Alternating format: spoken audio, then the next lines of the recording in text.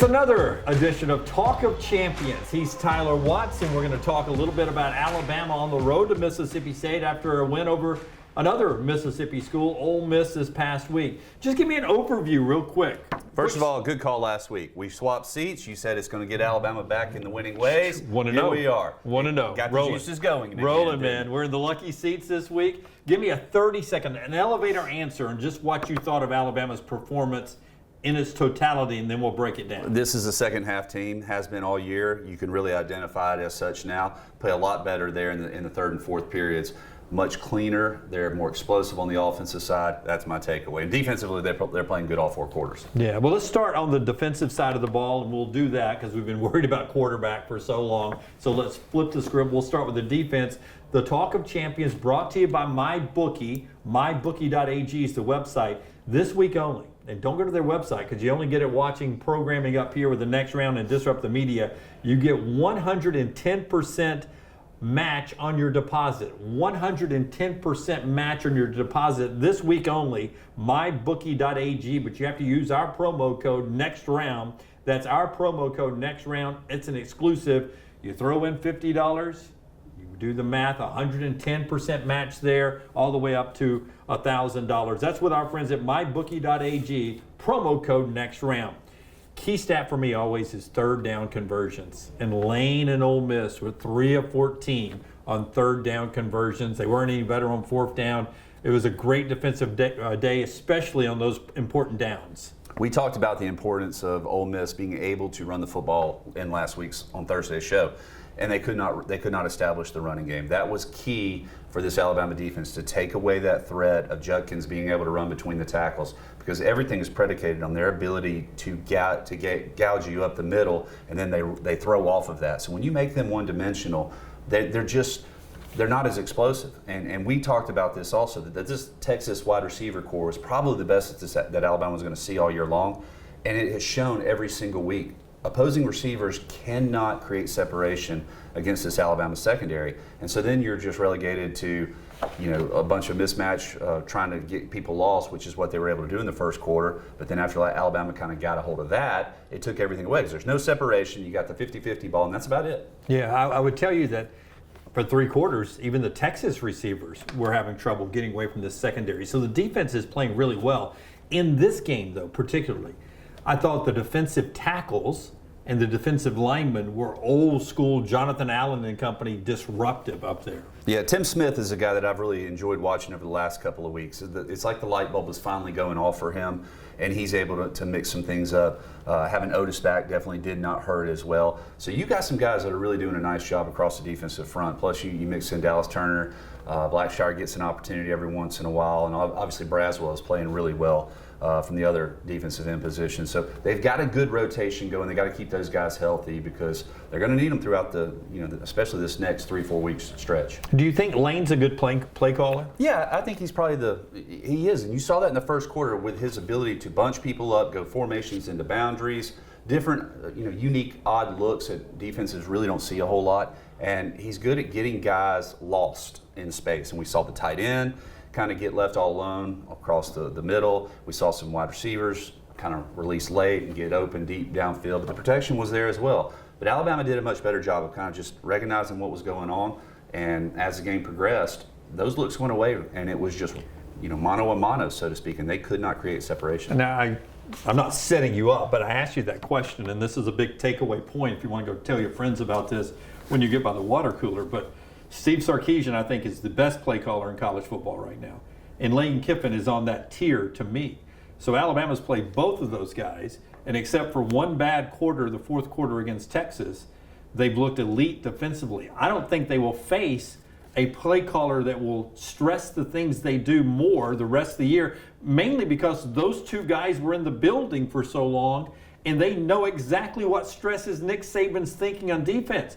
I think the sky's the limit for this defense the rest of the way. You can throw LSU in there. You can throw this week Mississippi State. You can throw Tennessee in there. Any of them.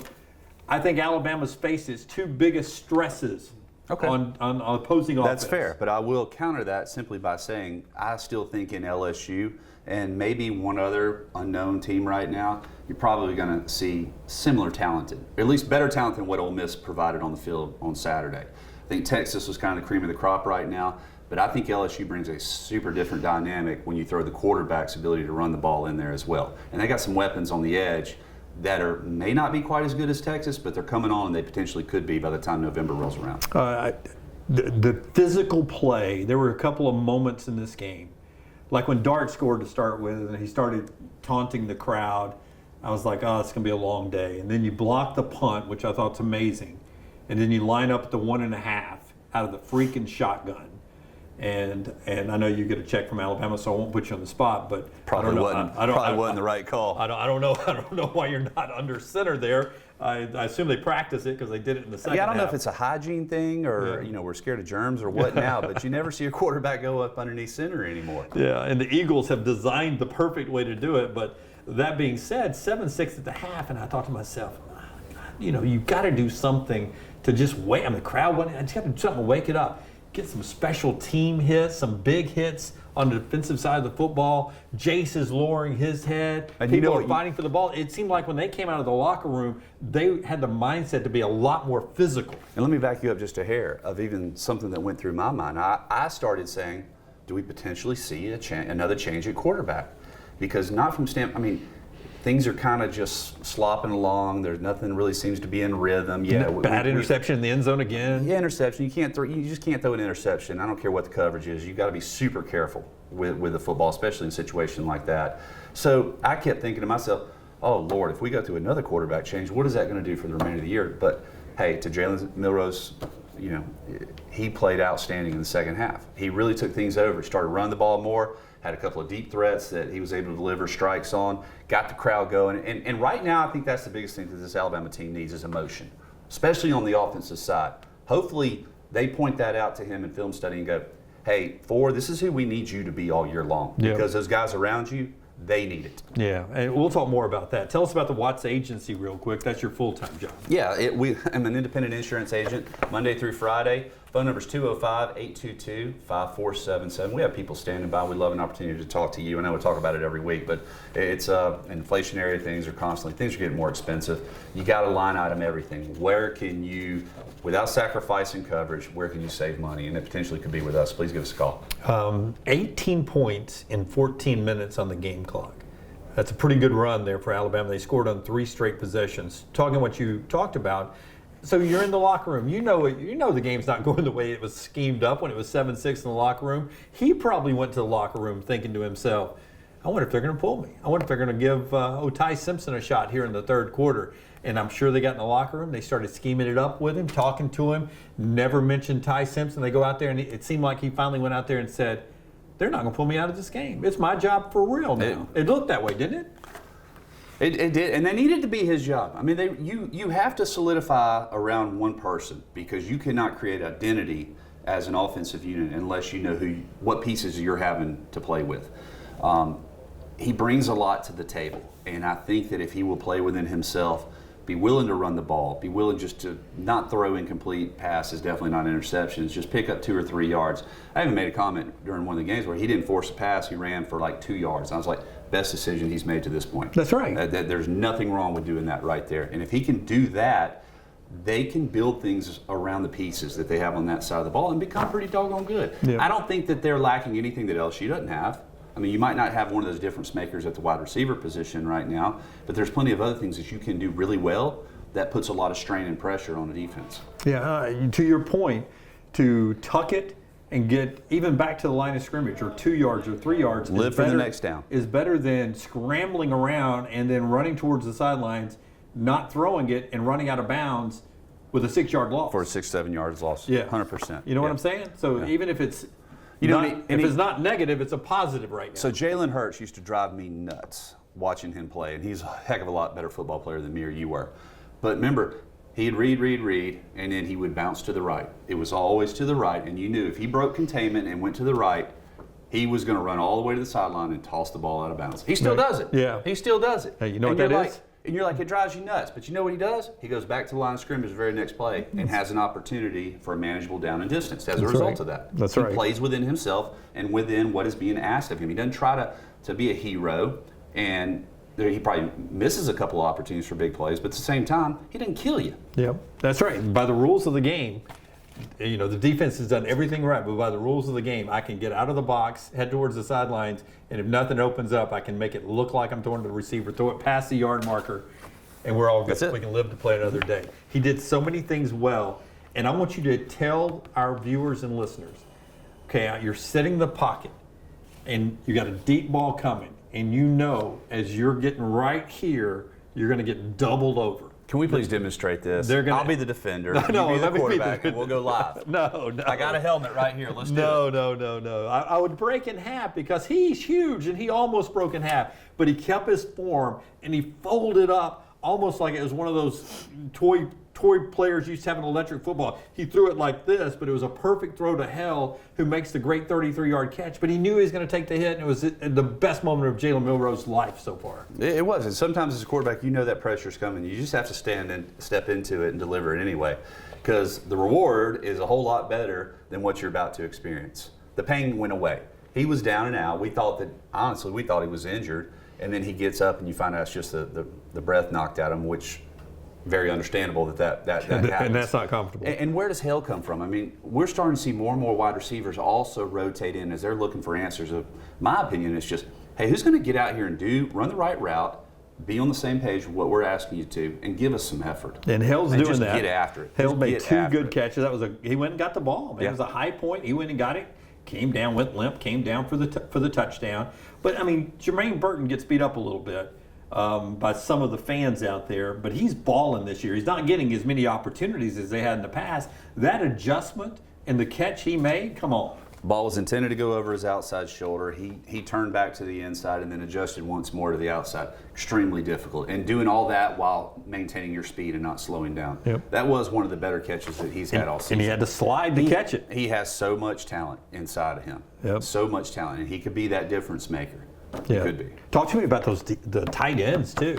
I mean, the catches they're making. All right, we are not mentioned easy, this, right? Are not easy catches. So I go down to practice last week, and they're starting to rotate 2 and 3 tight ends on the field at the same time. It's something that you're probably going to see more and more throughout the course of the season, based on personnel groupings and the defense that they're going against. It's probably their best personnel unit that's out there, because they're physical. They can all spread out. They still have the threats of the pass with Niblack.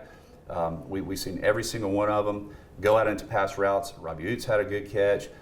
C.J. Dupree had a good catch. So all of them are capable of doing a good job at the line of scrimmage. They help in protection, help in the running game, but are also threats. And it's the best grouping that they have. And you're going to see more and more of that out there. Yeah. So that's the win over Ole Miss. Now off to Starkville, where Alabama's been pretty successful over the years. Our trip to Starkville being brought to you by our friends at Roback, Roback.com. Use the promo code TNR20.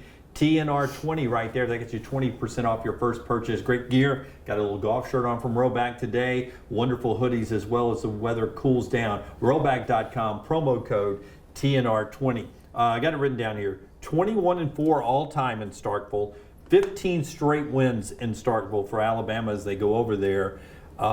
Cowbells, it's loud. It's really a great tough environment. Home field advantage. Yeah. When you go on the road, how do you take out a home crowd? Do you run the ball? You score early? You better play well in the first quarter. Yeah, you're right. Something that this Alabama football team hadn't necessarily done a lot of. But, yeah, they need to play well in the first half to try to keep the fans out of it. They were heartbroken last week versus South Carolina. They were absolutely embarrassed versus LSU the week before.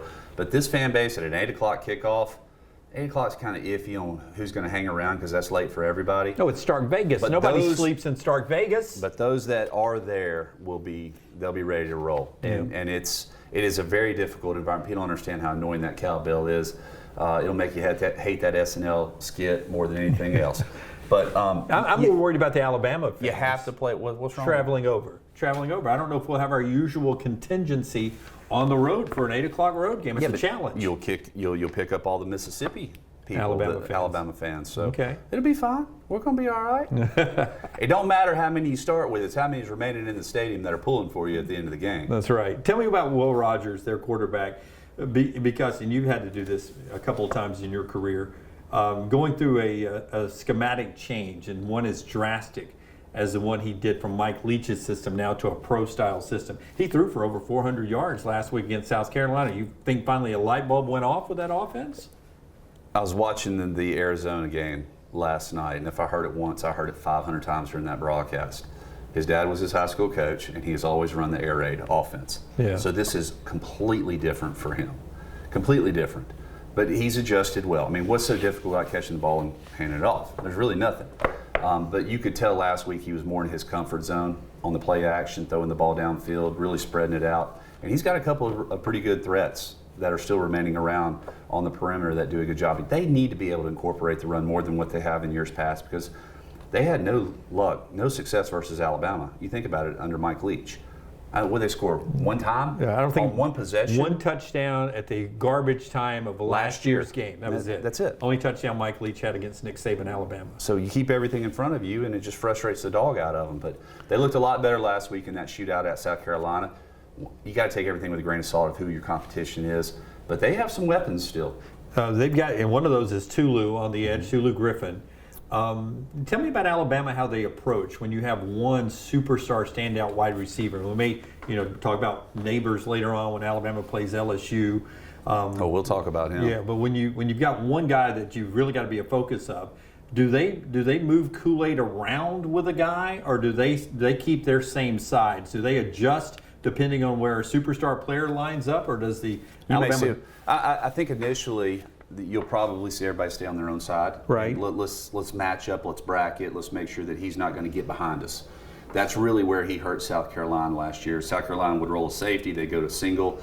They would lose where he was, and he was able to get behind them.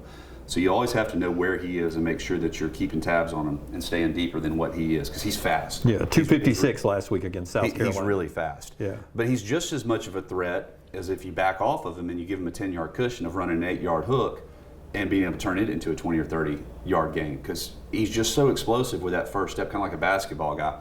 He can make good things happen when he's in space. So yeah, you start off by everybody playing their position. Let's see how good he is, how we match up versus him, and then as the game progresses, maybe at that point you do start, trailing him across the field and really matching up man to man. It seems like Terrion Arnold had a really good game last week.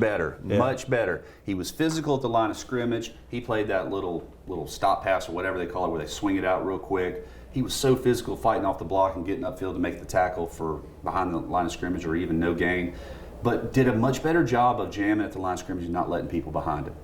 He's real good at 10 yards in, but where he struggles is sometimes when he has to flip his hips, he loses his step, and that's where he gets in trouble. And then he's chasing the whole play. Yeah. And then he's grabbing because he doesn't want to give up a touchdown, which is understandable.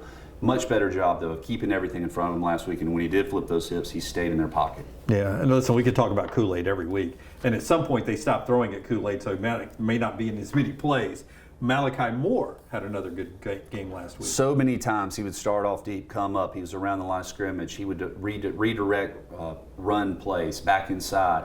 He didn't get a lot of tackles necessarily, but had such an impact on the outcome of the play, of just being in position and understanding what he was supposed to do. And then on the last play of the game, he starts 12 yards deep. He times up the snap perfect, and he's the one that got home to force the incomplete pass to end the game. So huge asset, and after that first week when he sprains his ankle, everybody's scratching their head going, golly, we really need him in here. Not only need him in here, but we need him in here at 100%.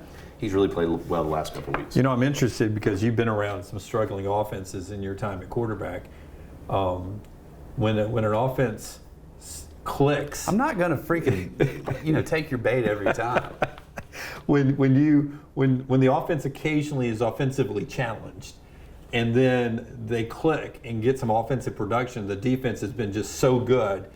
Is there a little enthusiasm from the defensive guys? Like, finally, you're meeting your expectations. It's going to make it better for everybody. I mean, it did seem like the defensive guys were the offense's biggest cheerleader there in the second half. Man, I've been in a locker room where just about every scenario plays out, and everybody else who's played the game probably has too, to where sometimes you're on a team where there's tension between the two units of, hey, we're tired of holding your water. Why don't y'all score some points? We're tired of losing and only giving up 150 yards and 10 points. Right. Imagine what the 92 teams, well, they didn't have to worry about it, but those teams around that area. That's right. And then you have other ones who are, well, it doesn't really matter if you score. I mean, when we first got there with Franchione, we would be rolling up 450, 500 yards of offense and scoring 20, 30 points, but still get beat. And then it was sometimes of, well, it doesn't really matter because, whatever. Anyway, where there was dissension between the two units. I got a feeling that's not really the tone down there. I think everyone just focuses on doing their job. Yeah. How cliche is that? It's boring, I know, but you know that it's there. It's just got to come around. And when you're winning, you still have everything in front of you. Right. You still have an opportunity to win championships and stuff. There is no reason to naysay. You're always concerned that once you start getting 2 and 3 losses under your belt. Well, I want to ask you about something Joel Klatt said on our show this week on the next round. The show being brought to you, Talk of Champions, here by our friends at lanceslock.com, lanceslock.com. Go there, get your plays. You can get single day, you can get weekends, you can get monthly, you can get annually. It's lanceslock.com. Also by our friends at the Watts Agency. Tell us again about the Watts Agency. Tyler Watts Insurance. We are here to help out with all your home and auto needs. Please give us a call or go to our website. Our website is tylerwattsinsurance.com, and our phone number is 205-822-5477. Very trustworthy guy, even though his eyebrows move up and down when he says Watts Agency. Still a trustworthy guy, the guy you want for your insurance. Joel Klatt, Fox Sports analyst, on our show this week said after watching Alabama's tape, he believes this team will settle into that identity that you saw in the second half and be very comfortable. He says he will not be surprised if it's Alabama in Atlanta using that identity through the West to play Georgia for the SEC championship and a shot at the playoff. Did you feel like it was a team finally finding its identity last week? Hopefully it's players finally feeling comfortable with who they are. I think that's what's key. You look around the rest of the conference, everyone's still trying to figure it out. I honestly believe, I think that there's a lot of uncertainty on offensive units of who they want to be. Outside of maybe LSU, I think they have things clicking right now because it's a carryover from last year. Right. But everyone else is trying to figure it out. Ole Miss is going through challenges with personnel groupings, and you got all these transfers. Texas A&M, now they got a quarterback change. Auburn's got all kinds of problems and issues as well that they're trying to work through. So it's across the board. But I think that this team has always been capable. It's just amazing how we as fans and whomever are so worst team ever, best team ever. And there is no in between, which is really where this football club has been the whole time, trying to get better. Yeah. So Mississippi State, this trip over there this week, they got a capable running back, capable quarterback, capable wide receiver. But then Alabama takes a offensive line that seemed to have improved a little bit last week, and getting Tyler Booker back. He's the SEC Offensive Lineman of the Week. Well, having Booker back on the line, wasn't there at South Florida, what did that mean for the team? It just helps solidify the confidence, I think, on the left side there, and a little bit more of downhill, let's get after it. You got J.C. Latham on the right side, who's the energy, and that's what I think that Jalen Milroe needs to feed off and make sure that he's bringing that same energy, because I think they can feed off of one another. But they did some other things schematically that kind of help out. Stayed out of obvious passing situations, which is really key to all of it. When you're successful on first and second down, you stand ahead of the chains, they can't tee off and just get after you.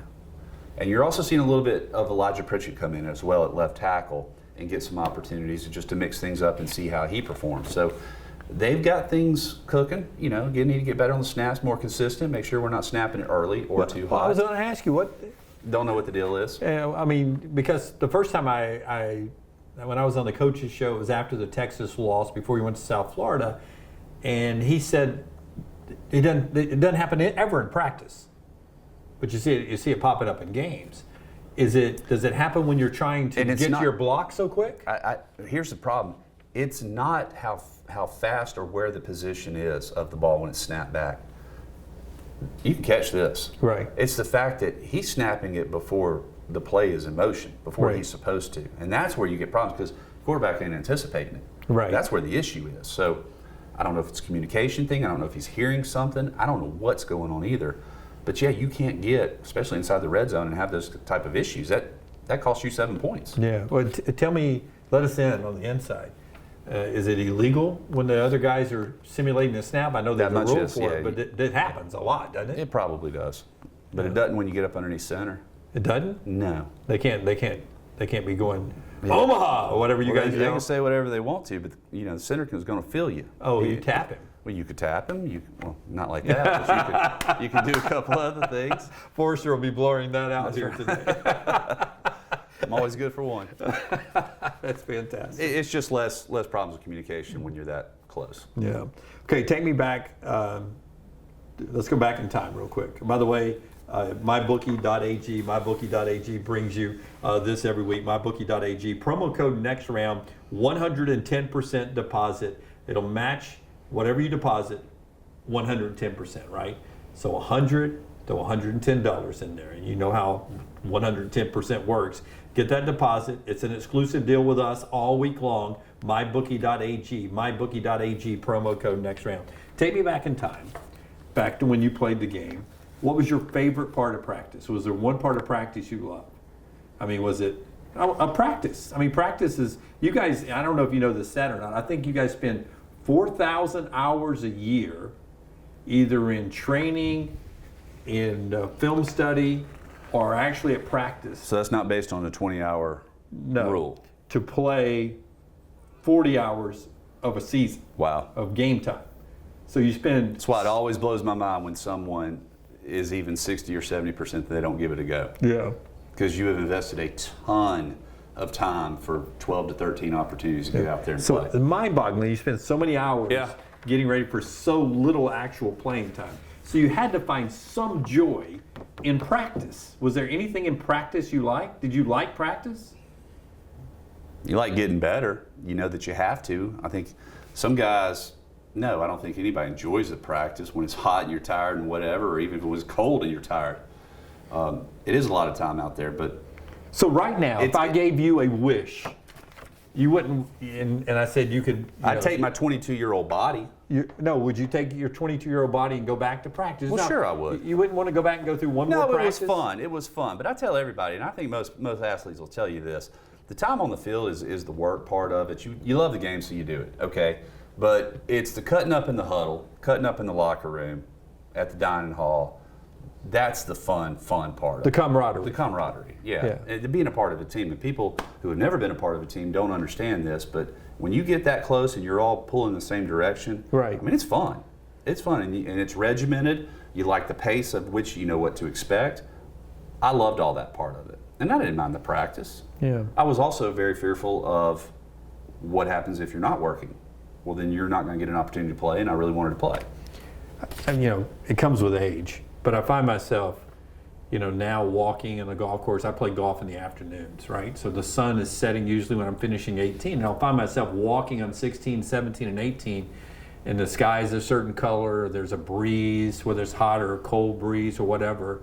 And I find myself appreciating it more. When I'm there at the Texas-Alabama game and I'm pregame on the sidelines, I look around, because I don't know how many more of those I'm going to have. No, you don't. And I find myself taking a moment just to appreciate that moment. And I just wondered, as a 20-year-old, 21, 22-year-old, did you ever take a moment in practice when you were busting your balls to play, to where you sit there and you're waiting there, getting a little swig of water before you continue to practice? I probably told you this story. I'm a redshirt freshman, and I'm sitting there. I mean, it's like Dallas North 40. We had them old, the horse trough, ice bucket things that you would have to, ice in with a trolling motor or something attached to it. I swear that's what it was. Yeah. And I'm sitting there icing an ankle or an Achilles or something, and Cornelius Griffin's doing the same thing, and he's massive, a big defensive lineman, great guy. We're sitting there sharing, and he tells me, I'm a redshirt freshman now. He's a senior. He's like, man, just eat this up, enjoy every day of it. And he was right. Now, all I could think of as a freshman is, man, I got 4 more years of this. How am I ever going to make it through? It's never going to end. It's never going to end, right? But then your senior year, I think some guys do slow down, especially the ones that realize, maybe this is all I've either wanted to do, or I realize that the road is coming to an end. And I definitely took in the last several weeks of last time I'm going to do this. I need to enjoy that. I need to walk off the field and soak this up. I'm the same way. I'm emotional like you. Yeah, you don't play that on TV though. You try to be hard ass. What are you talking about? You don't ever act emotion. I'm the weepy one. You're always... just because I don't cry doesn't mean I don't appreciate and soak things in sometimes. But it took 7 minutes of me baiting a good memory of practice out for you. Well, but you tied it with practice. That was the wrong carrot to dangle, my friend.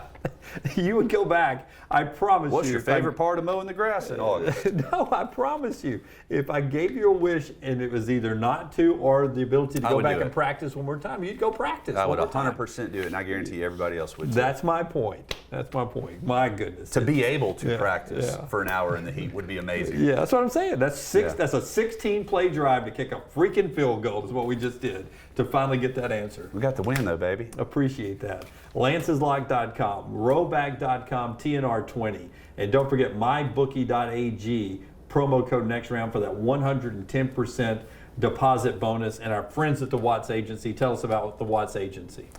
We got guys standing around right now that love an opportunity to talk to you. Your auto and your homeowner insurance is going up, and it's going up significantly. Give us a call, see if we can help you out, because we will be able to help you out. 205-822-5477. Try to keep this guy awake in Starkville this week. Bama and Mississippi State in Stark Vegas. Thank you for watching Talk of Champions.